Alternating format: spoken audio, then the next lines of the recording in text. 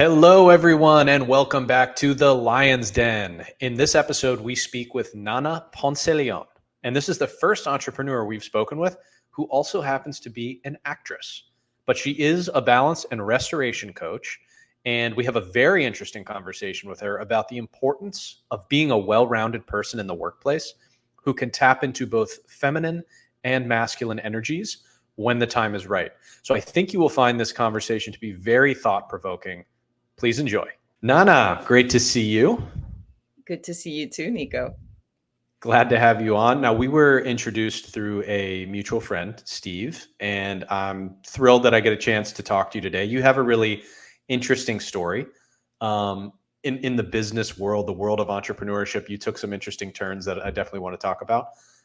So let's maybe dive into your background, because you started in corporate, and I know that many entrepreneurs, myself included, did the same. And ultimately, we reached this point where we realized, okay, I want out of corporate. This isn't for me, right? Like, that's part of what makes us an entrepreneur. But what's unique about your story, I think, is that when you got out of corporate, you went into acting. Can you share a little bit of that journey with us? What led you to that decision? Why did you leave corporate? Why did you choose acting? What happened? Thank you. Thank you so much. That is always a fun question to answer, because I didn't leave corporate to become an actress. So I didn't have this epiphany. Oh my God, this is what I want to do. I just wanted to leave corporate. I had been working for Microsoft for 12 years already in sales and marketing. And before I worked for Philip Brothers, the commodities trading part of Salomon Brothers, and it was enough. I was married. I have two girls, and they were little, and I was on a plane all the time, so it became a lot. But then a friend suggested that I take a class in acting, or I went to a workshop on a weekend, because he said, you're kind of artistic and you like that stuff, and you're too stressed. So just go do that. And I did. And the minute I walked into that black box theater, this was in Caracas, I felt at home. It was like, oh my God. And I connected with my years in high school and college, because I was always on the stage in school. I was always in the shows and dancing, and I did a lot of artistic things. And that is really what I wanted to do when I was little.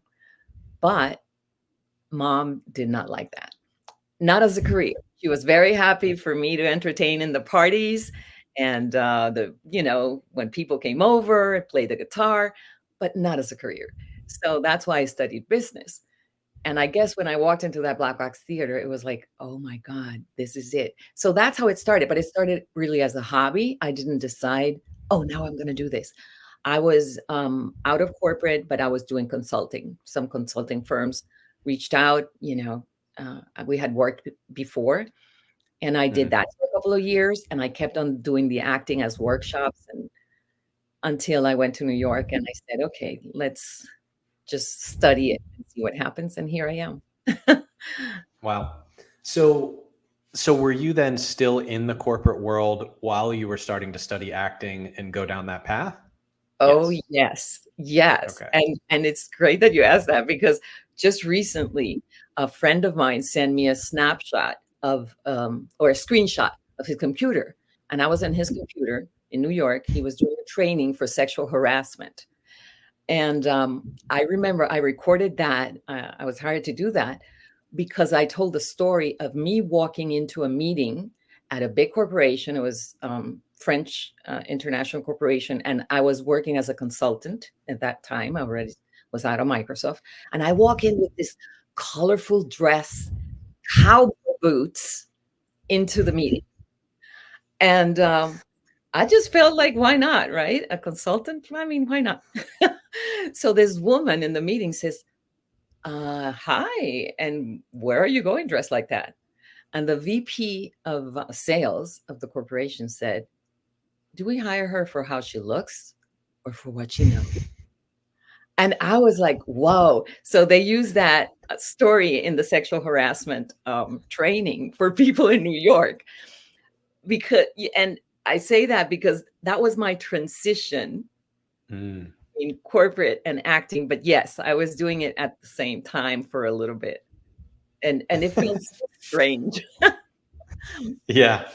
Wow, that is it. So, and so then once you really kind of like let go of the corporate reins and you move into acting full time, Yes. um, do you think that there were some carryover skills or benefits that you got from having worked in the corporate world for so long? Like, did that give you a leg up in acting in any ways, do you think?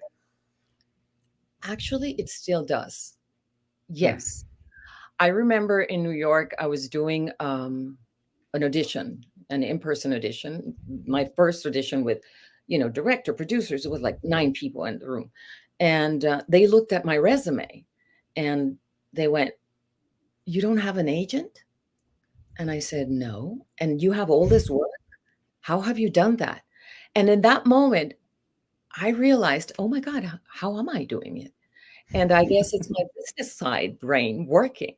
Like when I submit, and when I submit, I know I'm right for the part. Like there is something, yeah, I guess that it's my business training that starts thinking, how are they going to select this? Why? What? Of course, there are 1,000 things that can go into an selecting a person for a role. But yes, definitely my business side has played a big, big role in the way I connect with people, the networking I do, um, the jobs I submit to, and once someone Yeah. said also.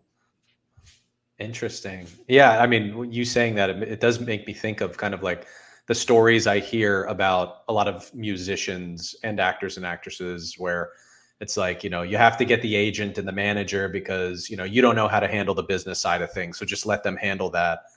But you did know how to handle the business side of things in many ways already. So you could kind of take on more of that role. That's really cool. Um, so let me ask you, this is for my own curiosity. So I was doing some digging. You played the lead role in a New York City play produced by Bruce Willis. Yes. And that was, what was it called? The play? My mother's severed head. And did you play the severed head? Yes. That was me. That sounds awesome. That sounds like an awesome role. Was that just, I mean, tell me about that. Was that like an amazing Oh my experience? goodness. Well, you see, that was a role. I didn't have an agent. I went into the audition and I said, but I went to stretch myself. It was not the kind of roles that I had traditionally done, nor did I think I was any good at that because it had this comedy, um, sarcastic. It was stretching myself, but I just Hmm. said, "Let me do it." So long story short, I got the first round. I went to the second round. It's called the callbacks. And, I had not found out at that point who was involved, like, because I wasn't even thinking of getting it. So I just went. By the time I got out of the callback and I saw and I felt that these, guys in the room, the writer and that they had, white hair, they're experienced, they know what they're doing. I'm like, "Let me dig into this and see who these people are." And boom, there I found out the one behind that was, Bruce Willis, and I went, "Oh my god." And, thank God I didn't find out before probably, because it probably would have messed up my audition. So I got the part, and, it was so interesting. It was quite a journey. It was wonderful. The director was fantastic, and, we were actually the first play that opened up after COVID, opened up, off Broadway. We were on 42nd Street in Theater Row, and Bruce already, um, was not feeling well. He was not doing well. We didn't know at the Mm. time. His daughter hadn't come out with the news, um, about, what was going on with him, but it was great. It was such a wonderful experience. I was this Mexican woman who had died, but kind of not died.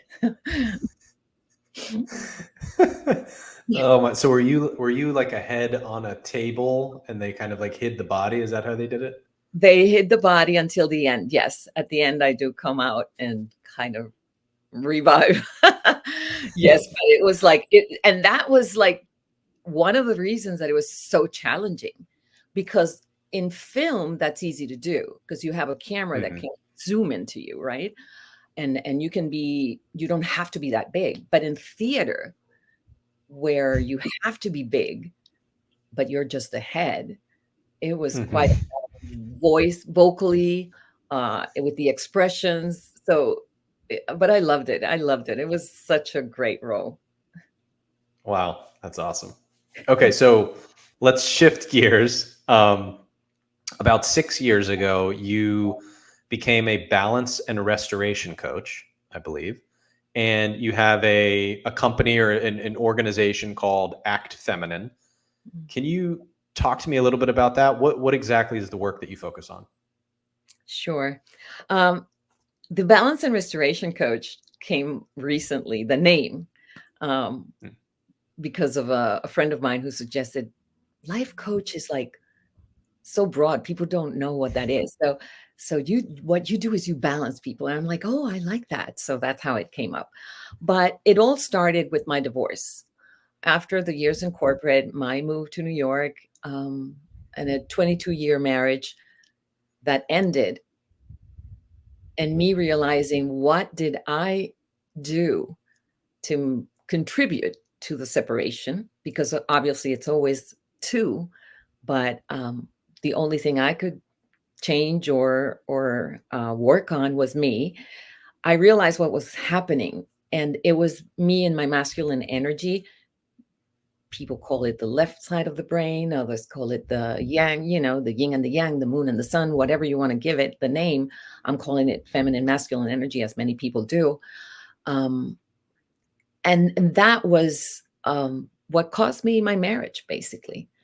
And I realized that if I kept on going that way in my personal life, I was going to continue to be overwhelmed, frustrated, not totally fulfilled as a woman. And began to learn. I just learned and learned. Tony Robbins actually was at the UPW, an event of Tony was where I realized all this, and I Mhm. started to learn and study and neuroscience, biology, psychology, everything that had to do with our differences and our similarities, and that's how I got here.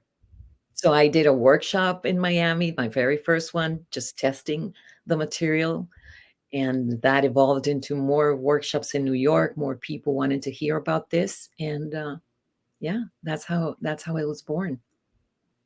Okay. And so so you're coaching people, and Yes. what are you coaching them on? How to embrace both masculine and feminine, both the yin and the yang energies? Is that what you're doing? That is what I'm doing, yes. And, of course, the first step is realizing where you're at right this moment of your life Hmm. and which of the energies, is more prevalent.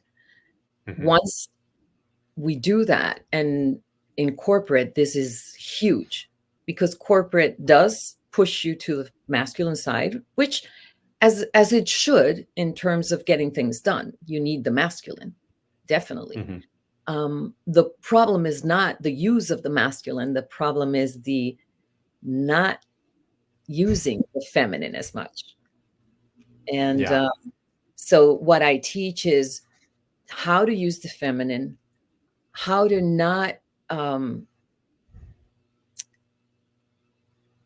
what's the word that I'm looking for? How to feel that it can contribute as much as the masculine, because that is something that we women um, are fearful of. That if we go too much to our feminine, we're going to be seen as weak, or oh, there she goes again, with these emotional things, and we don't find value in it. So that is it's something that is very important for us to understand, and also for men, actually. Yeah. And let's maybe dig in a little bit deeper because I want our listeners to really understand the difference between the feminine and the masculine energy. I have memories from when I was in the corporate world, and it would be the end of a really long, tough week, let's say. And I'm with a couple coworkers, we're in a conference room, and it's like, because it's the end of the week and we've really been through it that week, it's like finally I could feel us letting our guard down. And suddenly the conversations that we were having were just different and deeper. And it's like I was like seeing them differently and they were seeing me differently. And I just remember being in a moment like that and thinking like, man, this actually feels really good. Why don't we connect like this more often? And I know that the answer is probably because I'm usually hopped up on coffee and I'm trying to like crank through a to-do list every day. But the coffee cranking thing is kind of like the masculine energy in a way. It's like I'm tapping into the masculine. And when I'm finally letting my guard down and having a real conversation with somebody, that's more the feminine energy. Am I getting that right? You're getting it super right. Yes. So just to summarize, in terms of traits, right? The masculine, yes, it's the problem solver, the conquering, the competition, the one that finds utility in things, versus the Hmm. feminine that finds beauty, right? Like when you're buying something and you buy it for what it's going to do for you, that is the masculine side. But if you buy it for how it looks and the beauty that you see in it, that's the feminine. And the same object can be seen from both perspectives. And what else is in the masculine? Um, yeah, the competition, the problem solving. And then in the feminine is the finding the beauty, the creation, Yeah. creativity, wisdom, vulnerability, receiving. All those traits are in the feminine. And as we describe them, we realize we both men and women have them. We need them both. And what we're doing today is we're valuing, and yes, we are in a patriarchal society and we have been for thousands of years, um, valuing more the masculine, but I feel we're shifting. Even the green initiatives, right? When we talk about green, we talk about the planet that needs our help. What we're saying in my language is we need more of the feminine in the economy, in the businesses, in the world, in order for the planet to survive, which is true, right? If you only extract, extract, extract, which is what the masculine wants to do, and do, and you don't give back, which is the birth, right? It's like you plant a tree, you plant a seed, you take one out, but you plant one or two. If you don't do that, eventually, of course, you're going to deplete. Um, in this case, the planet. It could be a corporation as well.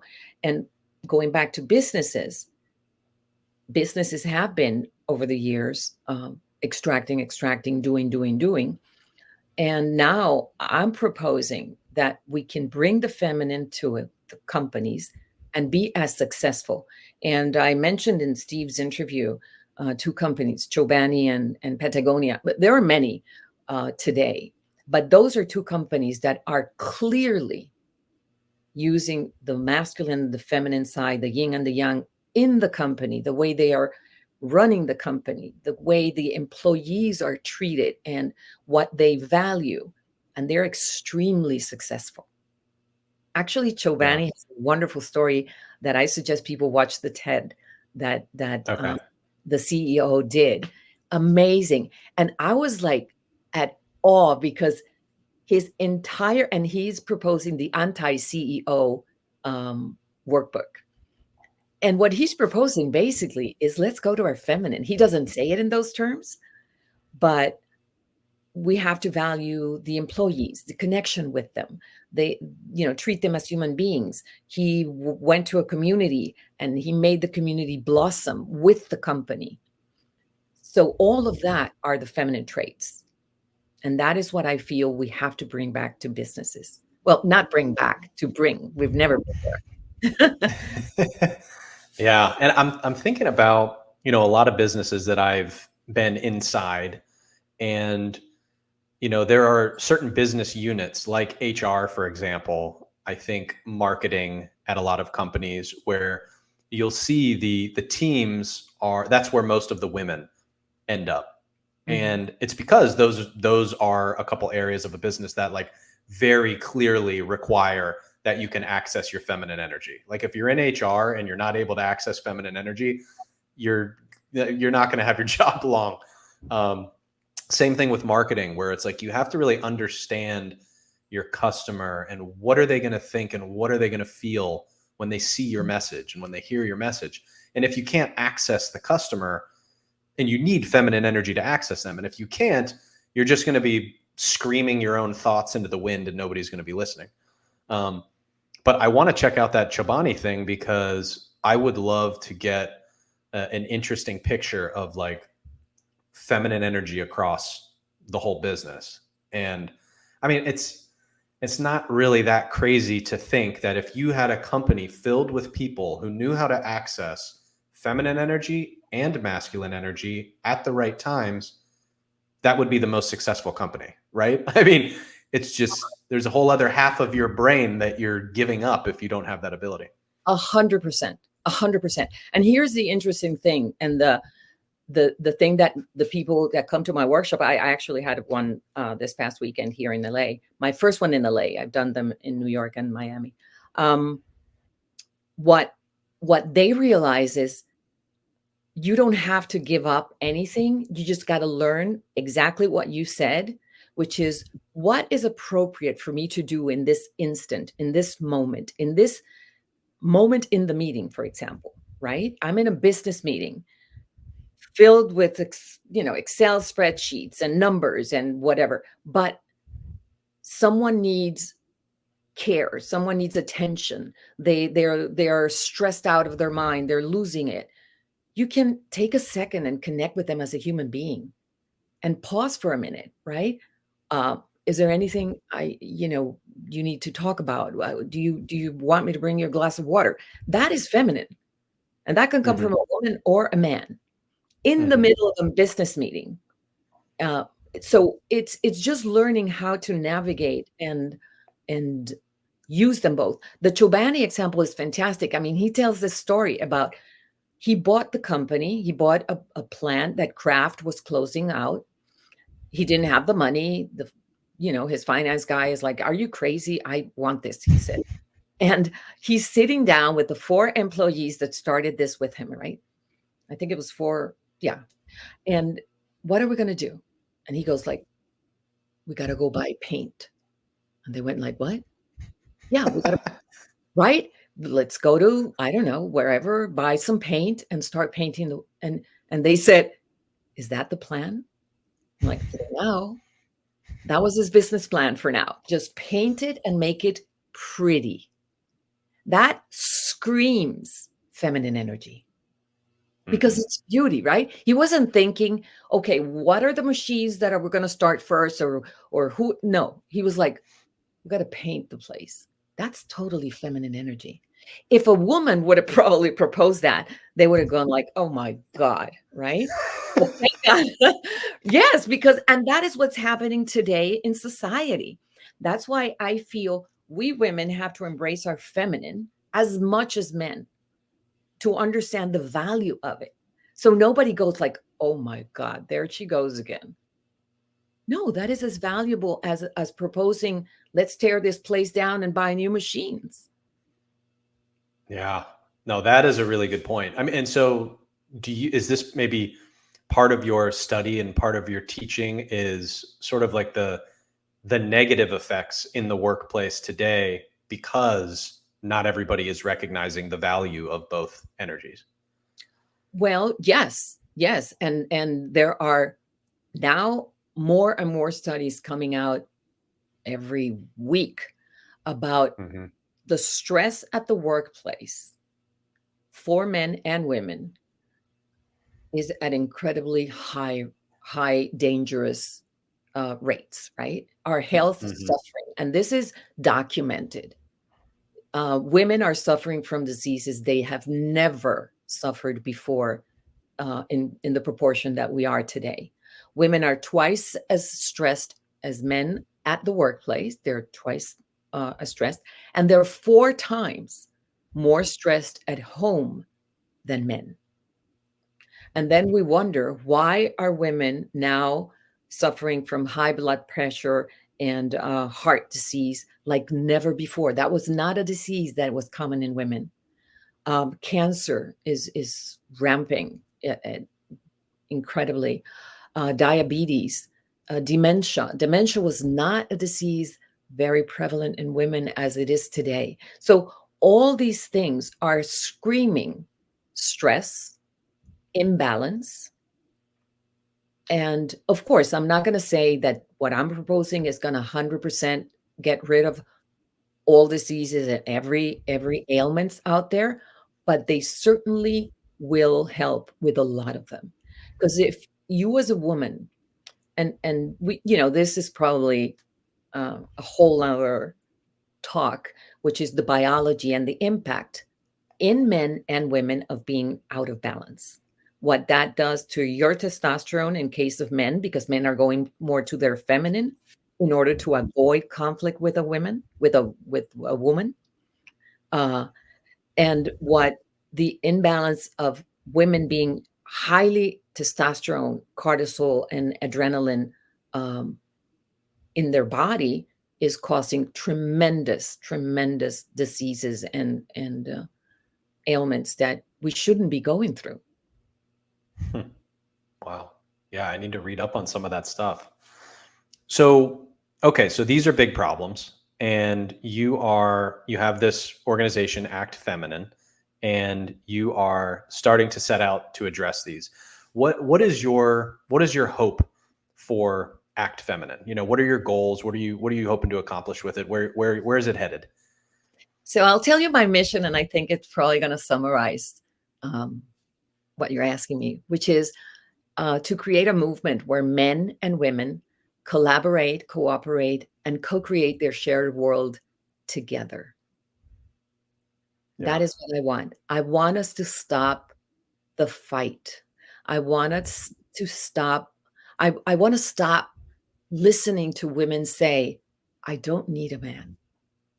I'm happy as I am, and I certainly do not want a man in my life. And yes, you may not want a partner. You might be extremely happy by yourself, but saying that you don't need a man in general, as if men are the enemy because you behave badly, because you do this, because you do that, and then we can't even communicate. It's destroying our society. It's destroying our companies, because now there's more tension than ever before at the workplace. And I'm not even going to go into the me movement and all that thing that, of course, we have to and look into that. And I'm not talking about horrible men. Horrible men exist. Horrible men should be punished, but that is something for the law and the medical community to take care of, because those people are outside the spectrum that I am talking about.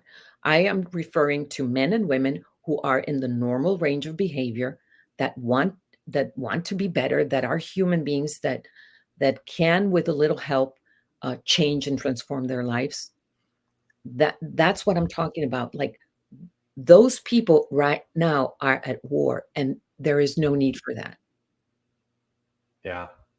Well, I encourage everybody to do exactly what Nana said on this call. Really try to embrace both the feminine and masculine energies in your life and in business.